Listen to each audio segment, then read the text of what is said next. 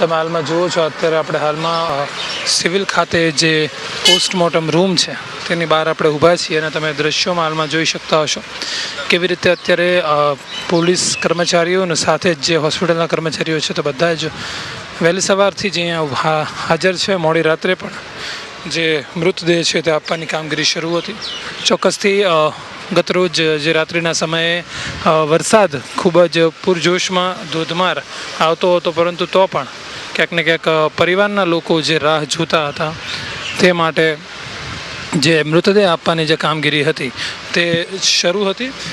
ગતરોજ જે રાતનો સમયની જો વાત કરીએ કે કઈ રીતે મૃતદેહ છે તે કેટલા આપવામાં આવ્યા છે અને હાલમાં જે આંકડો સામે આવ્યો છે રાત્રે 10:25 સુધીનો જે આંકડો હતો તે DNMSનો 125નો હતો.